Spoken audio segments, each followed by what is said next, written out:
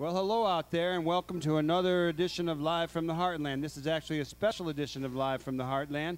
I am Michael James, and I am here with my friend Bobby Byrd of Cinco Puntos Press, and we're here to talk about a new book that Cinco Puntos has published called Incantations, Songs, Spells, and Images by Mayan Women. Ambar passed with a group of other people. Tell us a little bit about this book, Bob.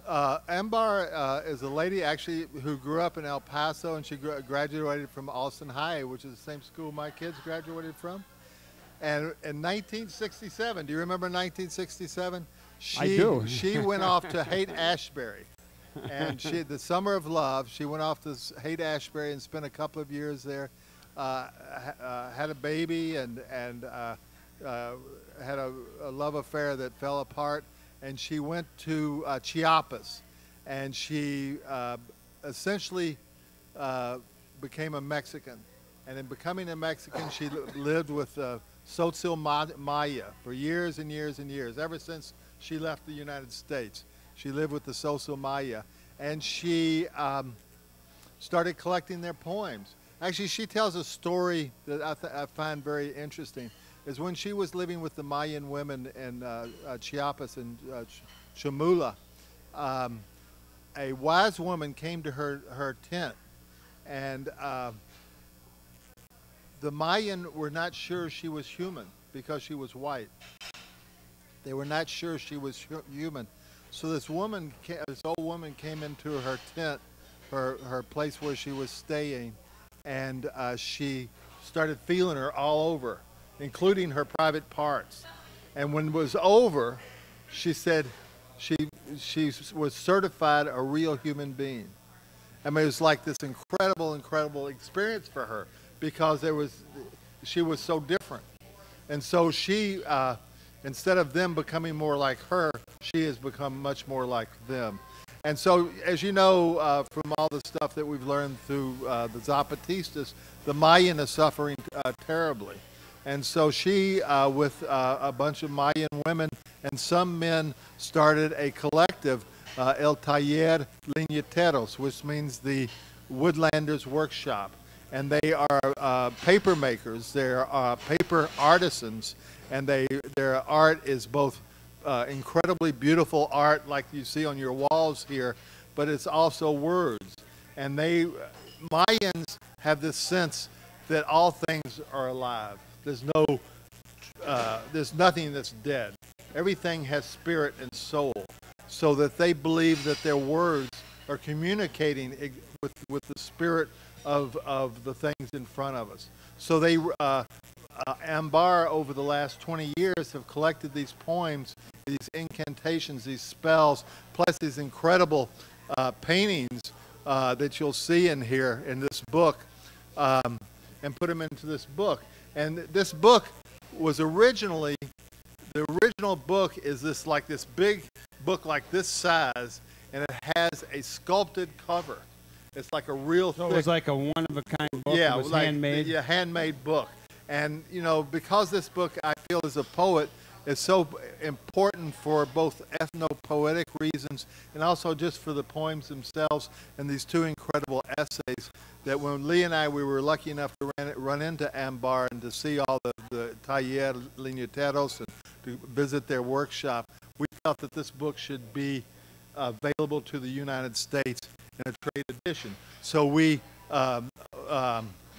made this book. Let me read you the first incantation from here. This is a prayer that the Mayan, this lady, I can't pronounce her name, Xpetra Ernandes, wrote, because this book is going to leave the Mayan people and going to come to the United States and be read by white people, people like you and me.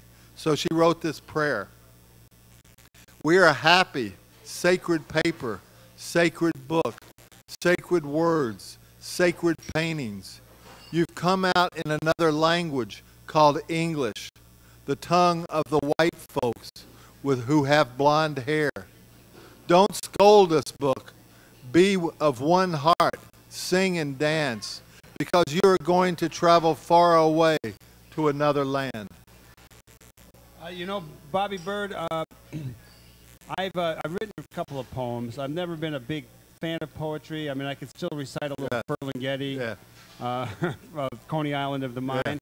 But I do follow politics. Right. And I know that in Chiapas is pretty much the home to the Zapatistas. Is any of that political struggle reflected in this book in any way? Well, actually, on the first page here of the introduction, when this book, the original handmade book, came out, Subcomandante Marcos wrote a note that he gave to these women.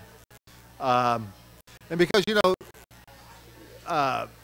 these women have an incredibly horrible, I mean, it's not an easy life, you know. It's not an easy life for women in general. It's not an easy life in general, and they're very separate, and you know, their society of the Mayan are very dismissive toward women. They walk in the back, you know, the men have all the political power. And of course, the Zapatistas, one of the things that they aimed for was to reconcile that, to give women power. Actually, one of the reasons that the Christian religions are having such a renaissance in Chiapas and the Mayan territories is because that they give power to women. So you know, it's tell that to the Pope. Yeah, yeah. Well, it's not Catholic. Oh, I know, it's probably more born again. Yeah, Pentecostal. Yeah. Here's this thing that Subcomandante Marcos wrote, congratulating the efforts of the women. Here we have our own incantations, and even though drinking is not allowed, you know, the Zapatistas don't allow drinking. No pulque or anything. No, in a Zapatista community, you know, alcohol is not allowed. Here we have our own incantations, and even though drinking is not allowed, we have our drunken songs.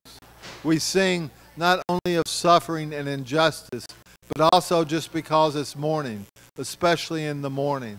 That's when we sing. Marcos is quite a man with Now words. let me ask you about Subcomandante Marcos. Didn't he do a children's book?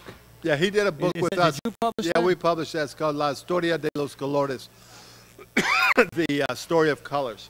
And it's a story about diversity, because when the world was first born, everything was black and white and gray. And it was a boring place to live.